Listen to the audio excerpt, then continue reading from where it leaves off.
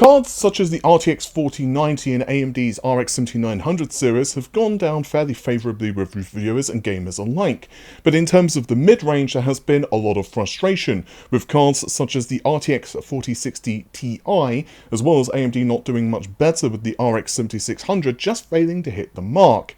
But in this video then, I want to discuss with you guys a number of cards which are going to be upcoming, the specifications, along with some of the performance targets of the products, and then I want to discuss the potential of some price cuts as well, and how all of this is going to be playing out over the coming months. Adding into this, I want to discuss some updated rumours concerning Titan. Yeah, that's right, it does seem to be on the cards again. Get it? Graphics cards on the... I'm sorry. Anyway, with all that said, let's get into all of that after this message from the video's sponsor. If you're running a copy of Windows 10 which isn't activated, of course, not only do you have to worry about the missing customization options, but there's also that annoying Windows desktop watermark reminding you to activate. Today's video is sponsored by whokeys.com, and they've an excellent price on Windows 10 Professional as well as home keys.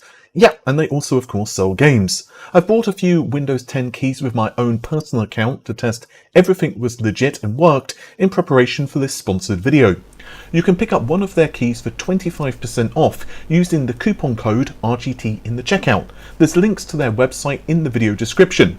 Also, if you're building a few systems, there's bundles available too. Again, you can check out whokeys.com and use the coupon code RGT for 25% off the listed Windows 10 key prices. So let's start then with the first piece of good news. Intel has now proven that they're ready to be given a seat at the GPU table. Early on with Arc's launch, driver and software just was not up to par, but much of this has changed. A number of updates for drivers have allowed the cards to really compete with Nvidia and AMD's budget offerings, such as the 3060. A couple of aggressive price cuts have also meant that the A750, for example, is available for around $200 from some retailers. This is a fantastic price for budget-focused buyers. I still need to finish reviewing the card myself. I've been sent one from Intel, and I'd encourage, of course, you to read up on any product before you buy it.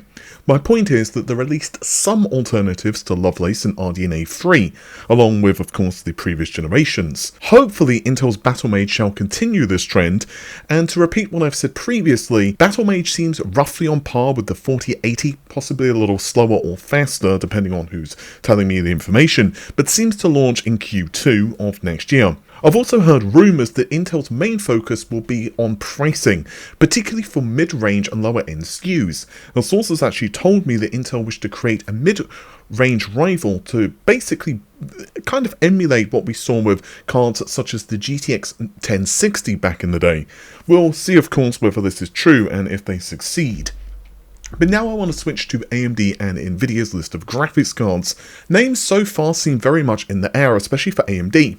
For example, the RX 7600 for months have been explained to me as the RX 7600 XT, despite the specifications being identical to the launch product that we see now. Consider the names basically as a placeholder only, but I will also include the prices too, but note that these could change significantly before launch. I've had more than one source tell me that the RTX 4060 could prompt some price cuts for N33, including the RX 7600. And of course, if price cuts affect one SKU, it can also trickle down. We've also seen the RTX 4060 Ti has sold, well, let's just be honest, crap. So things very much are in flux right now for gaming GPU prices. One good thing for Nvidia anyway is that they are just doing insane business for AI, but obviously that doesn't necessarily impact the side of gaming. Now, the person who gave me these prices that we're about to go through has been very accurate in the past. Regular viewers know that I've leaked several prices ahead of launch, for example the 4070, but I would really stress that because things are in flux right now, any price could change last minute. We even saw this with the 7600, where basically there were several prices that AMD had decided internally and then they cut them down, and then reviewers, quite literally when they were putting their review together, were given an update to the price for the 7600. So, With that said, the info is subject to change, particularly on prices and the names. So the 7800 is 60 compute units, 16 gigabytes of RAM, 579. Another card of note is the 7700 XT, 54 compute units, 12 gigabytes of RAM, and also the 7700, 48 compute units, 12 gigabytes of RAM. For Nvidia, the 4050, I've been told that it seems that both the 6 and 8 gigabyte variant will be using well, basically 20 SM. Now, if we compare this briefly to the N33 and N32 information that I released back in mid-April, there's not too much to really go through with the N33 information. Basically, it's just a slight chop down to N33, but there's nothing too exciting. The 7600 XT, though, is going to basically be 40 compute units with 12 gigabytes of RAM, and it's basically a highly cut down N32. But I have been given some mixed information about this SKU and whether it even gets launched. Another proposed configuration was essentially the same specifications as the launched 7600, for example 32 compute units, but the main difference is that it's got 16 gigabytes of RAM.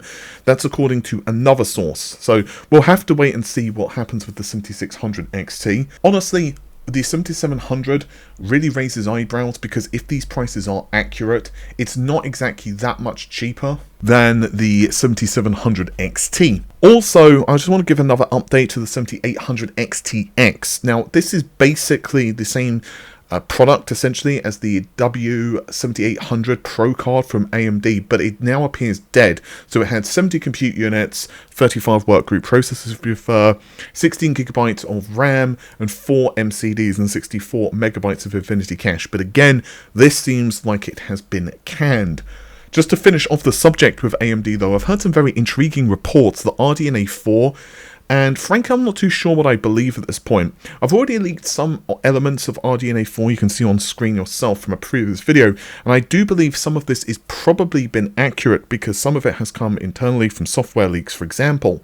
But I've been told more recently from a couple of sources that there have been some changes to RDNA 4.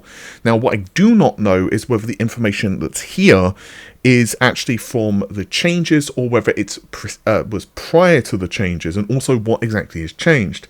Unfortunately, I do not have anything solid here. I'm trying to find out a little bit more information, but things definitely seem to have been changed. I've also heard some rumors that there are some timelines up in the air for AMD as well. A big problem that AMD are facing at the moment is that, well, basically we've seen, of course, N32 being delayed, or at least it's still not in action, and 33 was also a little late as well, and some of the SKUs, as you can see, have been chopped and changed. And why is this? Well, quite simply competition. It's not just from Nvidia, but also from its own lineup. For example, RDNA 2 is available pretty cheaply at the moment across a number of SKUs, and tech such as FSR2, which, let's face it, is pretty decent, it runs on both RDNA 2 as well as 3. Now, RDNA 3 does have some benefits, especially for certain workloads, excuse me, but let's face it, for most people, they will just do something along the lines of comparing a 7600 to a 6650, and they'll say, well, you know what, basically the performance is identical, I can get some really good deals on RDNA 2, and they're just going to go for the cheaper option. There's also much less to say about Nvidia, not least of which because most of their cards now have been fully documented, such as the 4060, and we also know, of course, about the 4060 Ti 16GB. I won't go too much over the specs and performance of these cards, but in summary, the 60 Ti 8GB suffers from a couple of problems. The first is 8GB of RAM. In certain games, for example RE4, VRAM can be eaten up really fast. Now, I've heard some arguments online that it's the developers being lazy and they need to optimize their games, direct storage, and all this other stuff is coming. But I personally don't really lay the blame totally on developers. In fact, I don't feel that's fair for numerous reasons, which are outside the scope of this video. But you know what? No matter which side of the fence you are on, whether you think it's developers' fault or whether you are more on my opinion that it's not really their fault exactly and it's just how technology starts to move forward, the reality is it does not make any blind bit of difference. 8GB at the moment is really struggling for 1080p with the higher settings, and goodness knows what happens at 1440p. Now, the issue could be addressed with 16GB of RAM. But this does also balloon up the cost of the 4060 Ti 16GB. As a side note, the markup I'm hearing for the 16GB is more than the bill of materials for the denser RAM, as you would expect. But honestly, there are still issues which are prevalent. The narrower bus, 128-bit, and the lack of L2 means you're still going to have some bandwidth constraints. More cache could help here, or more GDDR6 bandwidth, but obviously that's not what Nvidia have done. It's a real shame that the Ti did not launch with 12GB and the 4060 with 8. I do feel that the 4060 may be better because it's got a lower number of CUDA cores, meaning the bus width is probably better matched, but it also has less L2 cache than the 4060 Ti. So you guys know the story. Until reviews are out, don't buy anything and don't pre-order anything. Also, I just want to mention the Titan really quickly in the 4090, because apparently it's being considered again, the Titan I mean, with a frankly eye-watering price of north of over $3,000 US. The specs are not anything too surprising, so I'm not going to spend too long on them. 142 SM, 48GB of RAM, and so on. Basically, the 4090 Ti doesn't seem to want to launch anytime soon, and the Titan will be the pinnacle of the RTX 40 lineup, so to speak. I'm about to put some words in the mouths of sources, but logically I can see this making sense. N31 was rumoured to have a refresh, which is almost certainly dead at this point. It was basically going to be higher clock frequencies, better voltage scaling, and so on, and potentially 3D cache. And this was going to run, of course, on their MCDs. With the release 7000 series SKUs, we actually see the TSVs on the MCDs, which would support this, but again, it's not happening. So, TLDR, Nvidia basically at the moment have the fastest gaming card in the world. Generally speaking, of course, you can overclock and tweak, but typically speaking, the 7900, series is a very good series of cards, much cheaper than, let's say, the 4090, but, in benchmarks, generally, the 4090 is winning. So my guess is that we'll see the Ti potentially launch closer to Blackwell. But I think at this point, Titan is going to come out just to appeal to a highly niche audience with all that additional VRAM. Honestly, the Titan is not going to be worth it for gamers in the most part anyway, but I'm sure you're going to see some people just buy it because they've got the cash. Both AMD and Nvidia typically have the opinion internally that most gamers will upgrade every couple of generations. So, for example, GTX 10 owners would upgrade to, let's say, RTX 30, RTX 20 owners would go to RTX 40, and so on and so on. Of course, people don't necessarily always do that. You're going to get some folks who are just going to upgrade no matter what, and even if the RTX Titan launches tomorrow and they have an RTX 4090, they're going to jump ship because it's the latest and greatest. And other folks, of course, are more careful with their cash, and they're going to wait until their graphics card is basically plodding along and isn't really capable of playing the titles with any decent level of quality. But yeah, when it comes to this generation of cards, things have definitely been a mixed bag.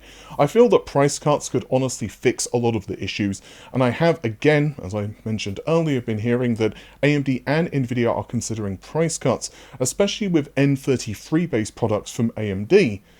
Again, not all products are bad, and there's always an argument that, you see online that 8GB cards are terrible and they should never be sold, but I personally don't believe that that's true. I think that 8GB cards are fine to sell, 6GB cards are fine to sell, as long as it's at the appropriate price point. If you're charging, let's say, for sake of discussion, $199 for a 1080p card, then yeah, 8GB is absolutely okay with that card. But if the price starts to creep up to $300, $400 US, that's when I start to have issues with 8GB, because now you're running into, well, is this really a budget-focused card anymore? So again, I feel that price cuts across N33 is almost certain at this point. A lot of retailers, of course, have already instituted price cuts, especially with some RTX 40 cards, so it's going to be very interesting to see what happens. I'm also very, very hopeful that Nvidia and AMD are going to be kept in somewhat check by Intel. Now, yeah, we are some time away before Battlemage launches, and the obvious issue with Battlemage is when it does launch, let's say it launches, let's hypothetically say April, May, Q2 basically. it's not exactly that much longer into the year that we're going to start to see the rumor mill for RTX 50 and RDNA 4 just go absolutely nuts.